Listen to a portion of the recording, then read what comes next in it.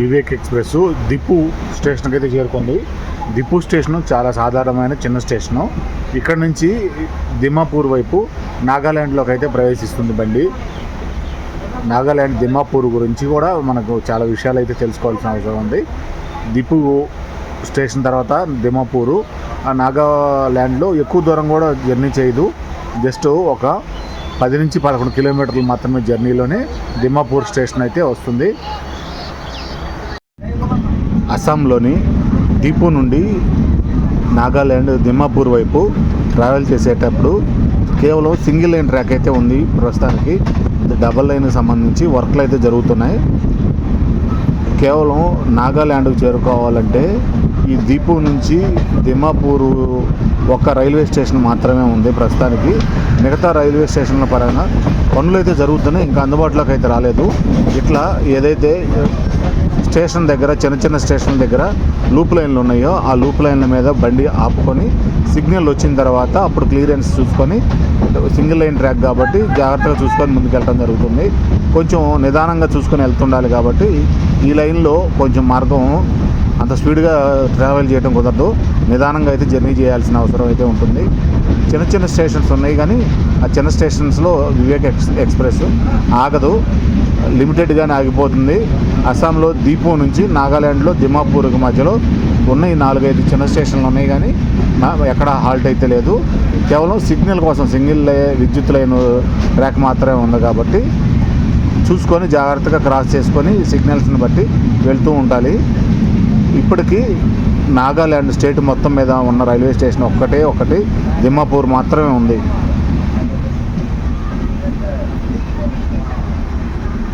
మిగతాయి కొన్ని సొరంగం పనులు, టన్నెల్స్ పనులు అయితే జరుగుతూ ఉన్నాయి కానీ ఇంకా ఓపెన్ అయితే అవ్వలేదు. త్వరగా ఓపెన్ అయ్యి నాగాల్యాండ్కి రైల్వే సౌకర్యం ఇంకా మెరుగుపడాలని కోరుకున్నాం.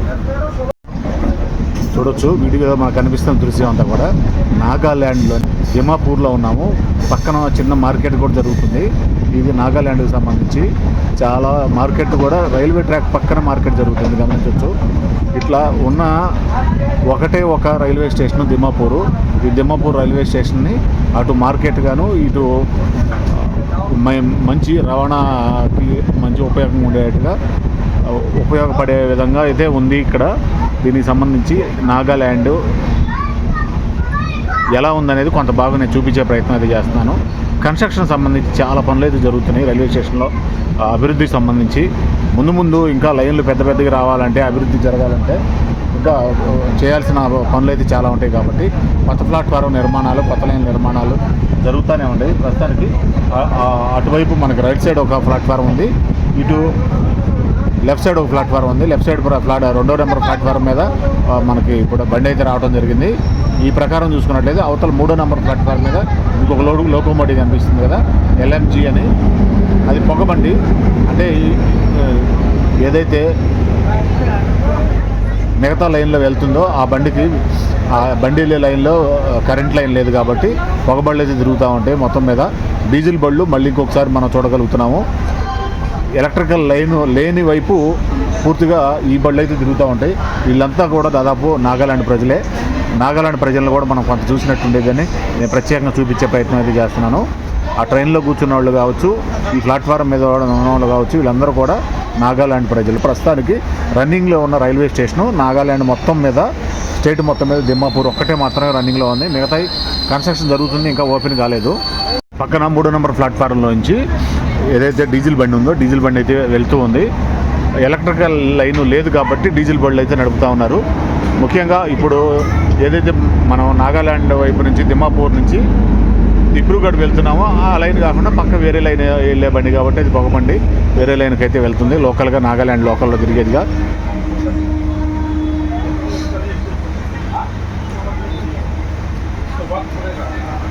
ఒకసారి చూడొచ్చు మనం సన్సెట్ను కూడా ఒకసారి చూద్దామని సన్సెట్ను కూడా చూపిస్తున్నాను. మనకు రేకంచుగా సూర్యుడు అయితే కనిపిస్తున్నాడు. రేకు షెడ్ పైనుంచి సూర్యుడు పొద్దున్నుంచి పాపం పెద్దగా సూర్యుడి దర్శనం అయితే కాలేదు. అసలు ఉదయం అసలు కాలేదు. మధ్యాహ్నం 2 గంటల తర్వాత సూర్యుడు కనిపించాడు కానీ మన జర్నీలో పెద్దగా ఈరోజు ఆయన ప్రభావం అయితే కనిపించలేదు. కొద్దిగా సన్సెట్ కూడా ఒకసారి చూపించినట్టు ఉంటుంది. అది నాగాల్యాండ్లో సన్సెట్ని చూస్తున్నాము. నాగాల్యాండ్ రాజధాని దిమాపూర్లో సన్సెట్. 5:40 అయింది టైం ఇప్పుడైతే. 5:40 సమయంలో ఇంకా పూర్తిగా సూర్యుడు కిందకి వెళ్ళలేదు, కానీ ఇంకంతకంటే కిందకి వెళ్ళే పని అయితే మనం చూడటానికి కుదరదు.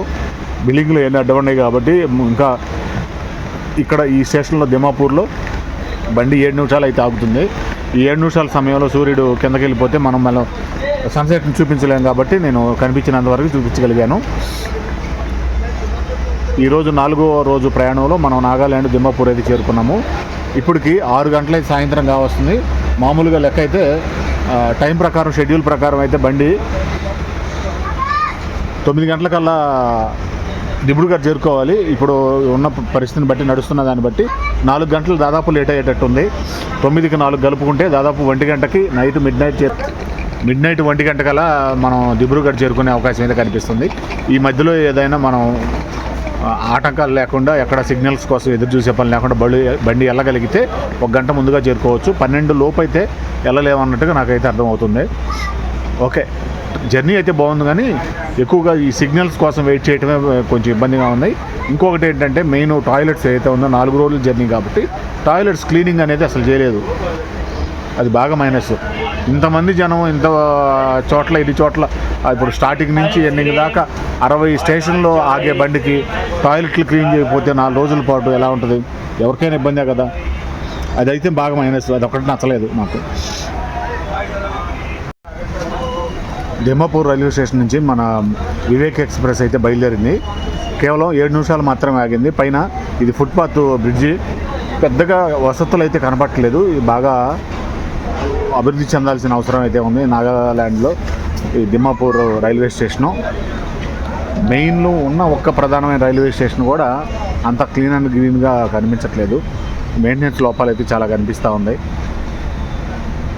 మొత్తం మీద ఉన్న దిమాపూర్, బాయ్ దిమాపూర్ అనుకుంటూ మన ట్రైన్ అయితే దిబ్రూగఢ్ వైపు అయితే సాగిపోతూ ఉంది. ప్రధానమైన రహదారి కూడా చూడొచ్చు. నాగాల్యాండ్లో ప్రధానమైన రహదారి కరెక్ట్గా రైల్వే స్టేషన్ బయటకు రాగానే పైన కనిపిస్తూ ఉంది రోడ్డు. ఇది కాలినడకన వచ్చేవాళ్ళు నడిచే విధంగా ఇక్కడ పైన మెట్లు కూడా ఏర్పాటు చేశారు దానిలోకి వెళ్ళటానికి.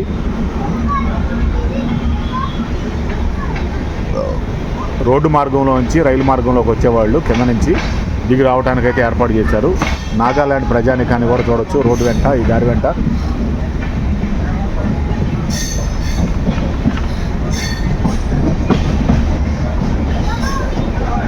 మొత్తం మీద నాగాల్యాండ్ చేరుకునేటప్పటికి సన్సెట్ అయిపోతుందేమో, చీకటి పడిపోతుందేమో, నాగాల్యాండ్ని కొద్దిపాటి వీడియోనైనా చూపించలేకపోతున్నామే అనుకున్నాను. ఎందుకంటే హర్యానాలో 80 కిలోమీటర్లు జర్నీ చేసినా కూడా హర్యానాలో పూర్తిగా చీకటి పడిపోయింది. ఇక్కడ అట్లాగే ఇక్కడ కేవలం 10 కిలోమీటర్ల దూరంలో దిమాపూర్ ఏరియాలో మనం ట్రైన్ లైన్ చూపించలేకపోతామా అన్నట్టుగా అనిపించింది. కానీ మొత్తం మీద అవకాశం అయితే దొరికింది, చూపించగలిగాము, చాలు. ఇప్పటికే లేట్ అయిపోయింది, చీకటి పడిపోయిందేమో.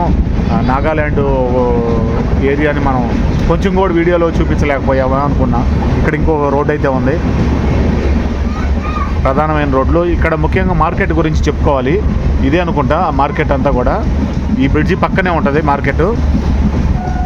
ముఖ్యంగా చైనా వాళ్ళు నాన్ వెజ్ పరంగా ఏమేమి తింటారో దాదాపు నాగాల్యాండ్ ప్రజలు కూడా అయ్యే తింటారో, మార్కెట్లో అయ్యే అమ్ముతుంటారు. నాన్ వెజ్లో ఎన్ని రకాలైతే చైనా వాళ్ళు తింటారో ఇక్కడ నాగాల్యాండ్లో కూడా ఈ దిమాపూర్ ఏరియాలోనే ఆ మార్కెట్ చాలా పెద్దదిగా జరుగుతూ ఉంటుంది.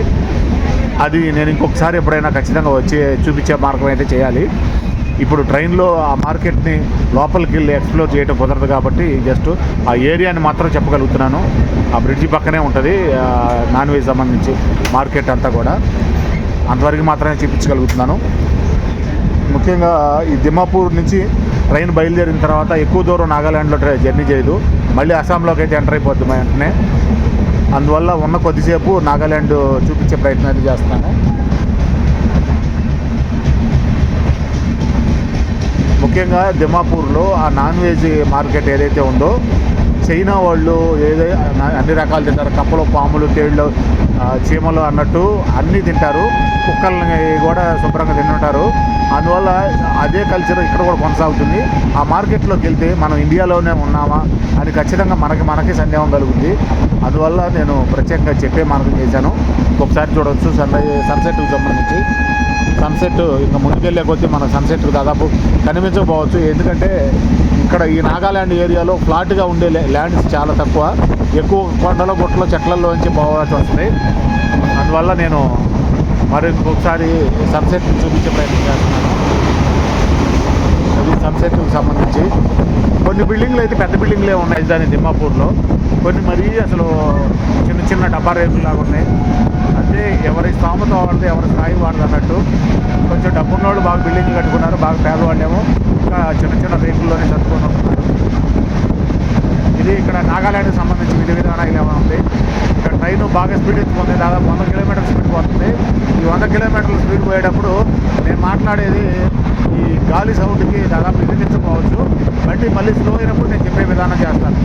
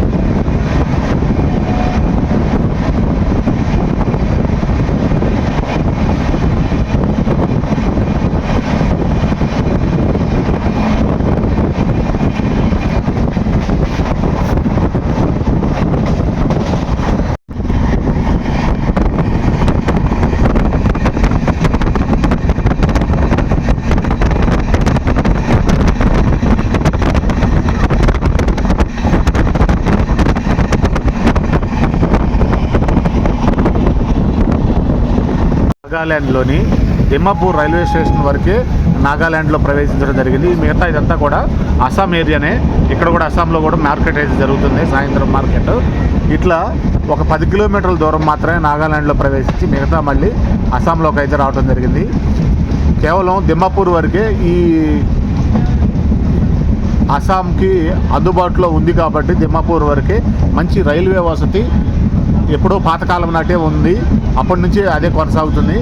మిగతా అంతా కూడా కొత్త లైన్లు ఇప్పుడు ప్రస్తుతం జరుగుతూ ఉన్నాయి. వర్కులు మంచి తొందరగా వర్కులు పూర్తయి ఓపెన్ కావాలని కోరుకుందాం. ముఖ్యంగా నాగాల్యాండ్ రాజధాని ఏదైతే ఉందో కోహిమాకి కూడా మంచి రైలు మార్గం అందుబాటులోకి వస్తే అందరికీ అందుబాటులో రాజధానికి చేరుకునేలాగా ఉంటుంది. చూడొచ్చు ఇవన్నీ కూడా ఒక్క చెట్లు సన్నగా పొడుగ్గా ఉన్నాయి కదా, అవన్నీ కూడా పైన కనిపిస్తున్నాయి. ఒక్క చెట్లు అన్నమాట. ఈ అస్సాం ఏరియా మొత్తం ఈ ఒక్క చెట్లు. అలాగే తేయాకు అంటారు. ఆ తేయాకు తోటలు ఎక్కువగా కనిపిస్తూ ఉంటాయి. వీళ్ళు ఎక్కువగా జీవనం కూడా అస్సాం ప్రజలు వ్యవసాయం మరియు టీయాకు తోటల మీద, అలాగే వాళ్ళు ఇంటి దగ్గర ఏదైనా పండించుకున్న పంటలను అమ్ముకోవడం ద్వారా జీవనం అయితే కొనసాగుతున్నారు. ఏదైనా చిన్న 4 కాయలు కావచ్చు, 10 కాయలు కావచ్చు, వాళ్ళు ఇంటి దగ్గర పండించుకున్న వాటిని వాళ్ళ ఊర్లోనే మార్కెట్కి తీసుకెళ్ళి అమ్ముకోవటము, లేదంటే ఇంకొంచెం దూరం పెద్ద మార్కెట్కి వెళ్ళటం, ఇట్లా చేస్తూ వాళ్ళ జీవనాన్ని అయితే కొనసాగిస్తున్నారు. చూడొచ్చు మన ట్రైన్ కొద్దిగా టర్నింగ్ అయితే తీసుకుంటుంది. పక్కన కొత్త ట్రాక్కి సంబంధించి పనులు అయితే జరుగుతూ ఉన్నాయి. దిమ్మాపూర్కి అటువైపు దీపు వైపు, అలాగే ఇటువైపు కూడా మనం దిబ్రూగఢ్ వెళ్ళే వైపు కూడా వర్క్ అయితే జరుగుతూ ఉంది. చూడొచ్చు ఈ రాళ్ళు గుట్టలు చూడండి ఎటు పోసారో. కొలత ప్రకారం అంత సమంగా పోసి ఎవరు ఎత్తుకుపోకుండా వాటిని జాగ్రత్తగా ఉంచేట్టుగా మెజర్మెంట్ ప్రకారం పెట్టారు కొలతలు. కొత్త ట్రాక్, రైల్వే ట్రాక్కి సంబంధించి కొత్త పనులకి సంబంధించి మనం ఈ లైన్ చూస్తున్నాము. ప్రస్తుతానికి ఇటువైపు చాలా దూరం అయితే సింగిల్ లైన్ ట్రాకే ఉంది, డబల్ లైన్ ట్రాక్ లేదు. డబల్ లైన్ ట్రాక్కి సంబంధించి పనులు అయితే జరుగుతూ ఉన్నాయి. మన వివేక్ ఎక్స్ప్రెస్ పుర్కటింగ్ అస్సాంలో దిమాపూర్ నుంచి దాటిన తర్వాత మొదటి అస్సాంలో మళ్ళీ మొదటి స్టాపు పుర్కటింగ్ అని రైల్వే స్టేషన్కి అయితే చేరుకోవడం జరిగింది. అంత ఎక్కువ మంది ప్రజలేమి లేరు, ప్యాసింజర్లు చాలా ఎక్కడక్కడ ఒకళ్ళు కనిపిస్తూ ఉన్నారు. ఇక్కడ 2 నిమిషాలు మాత్రం ఆగిద్ది, వెంటనే బయలుదేరింది. పూర్తిగా చీకటి పడే టైం కూడా అయిపోయింది. పూర్తిగా ఇప్పుడు టైం అయితే 7 కావస్తుంది. 7 గంటల సమయంలో పుర్కటింగ్ అయితే చేరుకుంది బండి.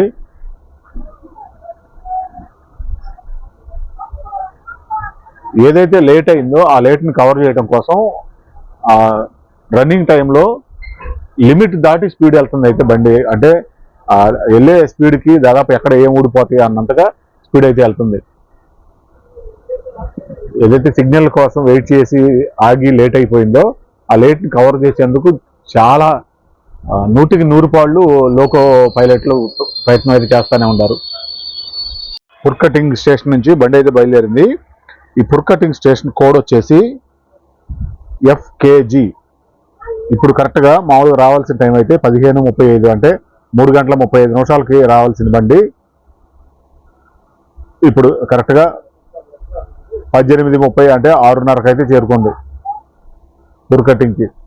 6:30 సమయంలో ఒక 2 నిమిషాలు మాత్రం ఆగింది ఇక్కడ బండి, ఎక్కువసేపు ఆగలేదు, వెంటనే బయలుదేరింది. ఇక్కడ నుంచి ఒక 4 చిన్న స్టేషన్లు చేరుకొని మరియాని జంక్షన్కి అయితే చేరుకునిద్ది. చూద్దాం, ఇప్పుడు దాదాపు ఈ లేట్ అయిన వారా చాలా స్పీడ్గా తీసుకెళ్తున్నారు బండిని. ఈ పుర్కటింగ్కి ముందు నాగాల్యాండ్ దిమాపూర్కి మధ్యలో 9 చిన్న స్టేషన్లు దాటుకొని వచ్చింది. ఈ విధంగా చాలా స్పీడ్గా అయితే తీసుకెళ్తున్నారు బండిని. అయినా కూడా ఇప్పుడు పుర్కటింగ్ చేరుకున్నప్పటికీ 3 గంటలు లేట్ అయితే ఉంది.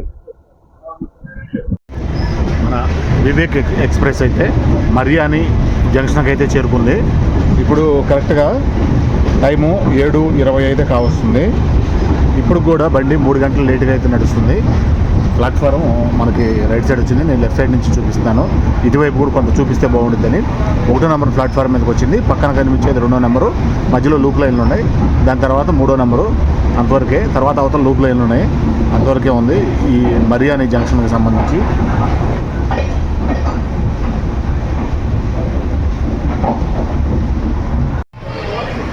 మరియాని జంక్షన్లో 10 నిమిషాలు ఆగిన తర్వాత మన ట్రైన్ అయితే బయలుదేరింది.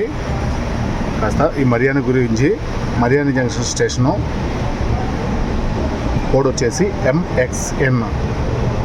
రైల్వే జోన్ వచ్చేసి ఈశాన్య సరిహద్దు రైల్వే డివిజను తిన్సుకియా డివిజన్లోకి వచ్చింది. స్టేషన్ కేటగిరీ నంబర్ 3గా ఉంది. ప్లాట్ఫారాలు ఇక్కడ మొత్తం 3, 5 ట్రాకులు మాత్రం ఉన్నాయి.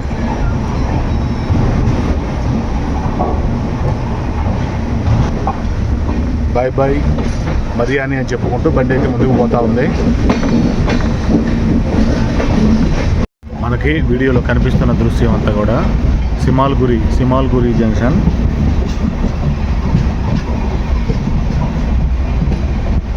అటువైపు వచ్చింది ప్లాట్ఫామ్. నేను ఇటు కూడా చూపించే ప్రయత్నం చేస్తున్నాను. చిన్న లోకోమోటివ్లు ఉంటాయి అడ్డము.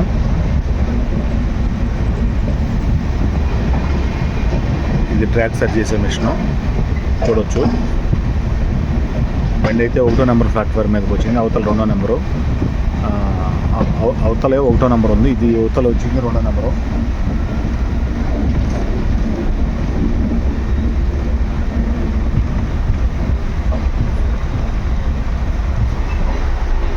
సిమాల్గురి జంక్షన్.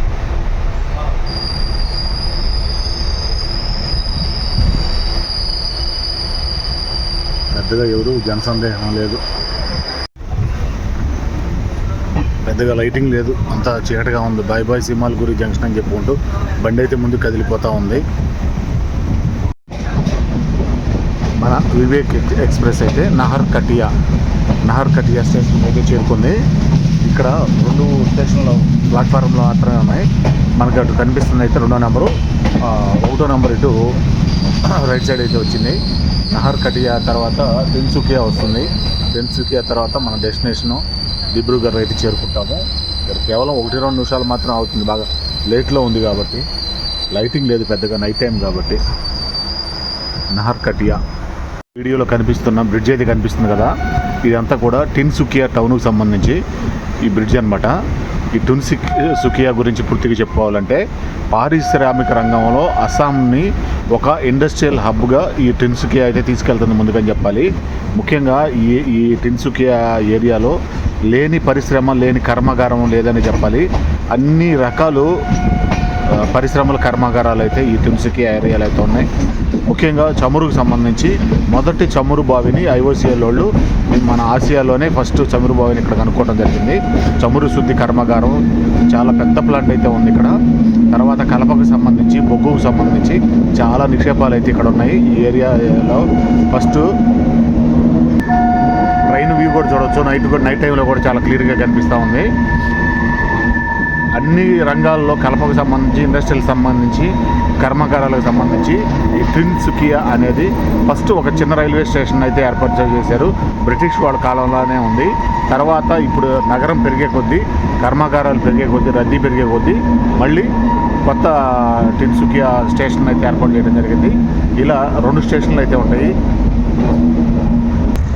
టిన్సుకియా అంటే ఒక ఇండస్ట్రియల్ హబ్గానే కాదు, ఈ రైల్వే జోన్కి సంబంధించి డివిజన్గా కూడా పనిచేస్తుంది. అలాగే తేయాకు తోటలకి, పరిశ్రమలకి ఆ తేయాకులో ఎక్కువ క్వాంటిటీని తీయటానికి కూడా ఇక్కడ చాలా అభివృద్ధి అయితే జరుగుతుంది. అలాగే నేషనల్ హైవే కూడా బాగా అందుబాటులో ఉండటం వల్ల రోడ్డు, రైలు రవాణా సౌకర్యాలు బాగా అందుబాటులో ఉన్నాయి.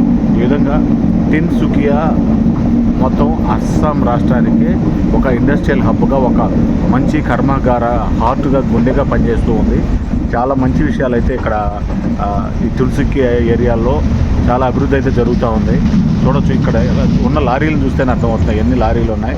దాదాపు 100 కొద్ది లారీలు ఉన్నాయి. వాటిల్లో సరుకు రవాణాకు సంబంధించి ఎక్కువగా ఇక్కడి నుంచే సరుకు రవాణా జరుగుతూ ఉంటుంది. అందువల్ల ఈ టిన్సుకియా అనేది టాప్గా ఉందని చెప్పుకోవచ్చు, అభివృద్ధి పరంగా, కర్మాగారాల పరంగా, అలాగే రైల్వే లైన్ల పరంగా కావచ్చు, ప్లాట్ఫారాల పరంగా కావచ్చు. టిన్సుకియా ఓల్డ్ ఒకటే ఉండగా అది రద్దీ ఎక్కువైపోవటం వల్ల మళ్ళీ టిన్సుకియా న్యూ టిన్సుకియా టౌన్ అని మళ్ళీ 2వ స్టేషన్ కూడా కట్టారంటే అర్థం చేసుకోవచ్చు. ఇక్కడ ఎంతటి ఆదాయం ఉంటుందో, ఎంతటి రద్దీ ఉంటుందో, ఎంతటి రవాణా సౌకర్యం ఉందో అలా అర్థం చేసుకోవచ్చు. ఇక్కడ పక్కన ఉన్న గూడ్సుల్ని చూస్తే అర్థమవుతుంది. ఇప్పుడు కాస్త నైట్ టైం కాబట్టి ఎక్కువ నేను చూపించలేకపోతున్నాను, కానీ ఇంకా పగల టైం అయితే ఇంకా ఎక్కువ చూపించడానికి అవకాశం ఉండేది. ఇది టిన్సుకియా అంటేనే ఒక ఇండస్ట్రియల్ హబ్. ఒక అస్సాంకే కాదు, మన భారతదేశానికి కూడా మంచి పేరు తీసుకొచ్చింది ఈ టిన్సుకియా అనేది. మన ఆసియాలోనే మొదటి చమురు శుద్ధి కర్మాగారం ఇక్కడే ఉంది. చమురు బావి ఉందంటేనే అర్థం చేసుకోవచ్చు. ఇది టిన్సుకియాకు సంబంధించి ప్లాట్ఫామ్ మీదకి వచ్చింది బండి ఇప్పుడే. అయితే ఇక్కడ లూప్ లైన్లో వెళ్తుంది బండి. ఇది మామూలుగా ఓల్డ్ టిన్సుకియా కాబట్టి న్యూ టిన్సుకియాకి కొంచెం ముందుకు వెళ్ళాలి, వెళ్ళాలి ముందుకి.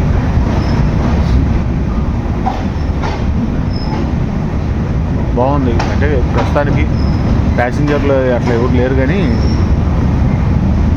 స్టేషన్ అయితే చాలా నీట్గా కనిపిస్తుంది. లిఫ్ట్ సౌకర్యం అంతా కూడా. ఏదైనా ఇప్పుడు దిబ్రూగఢ్ లాంటి టౌన్తో పోల్చుకుంటే ఈ టిన్సుకియా అనేది చాలా రెట్లు ఆదాయ పరంగా కానీ, వసతుల పరంగా కానీ చాలా ముందులో ఉందని చెప్పుకోవాలి. టైం చూడొచ్చు, 22:47 అయింది ఇప్పటికి.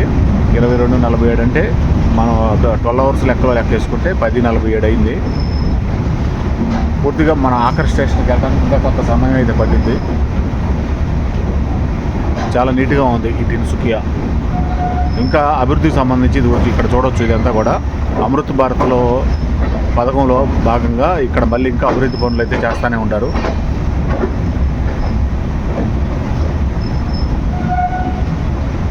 చాలా ఉంది అసలు ప్లాట్ఫారం లెంత్ కూడా. దాదాపు ఎంత పొడుగు 30 కోచ్లు ఉన్న బండి కూడా ఈజీగా పెట్టుకునేటట్టుగా కనిపిస్తూ ఉంది. అంత బాగుంది ఇది. న్యూ టిన్సుకియా, ఇదే స్టేషన్ న్యూ టిన్సుకియా. ముందు వెళ్ళే దారిలో ఇంకొకటి ఉంటుంది, అది చూద్దాము. చాలా బాగుంది న్యూ టిన్సుకియా.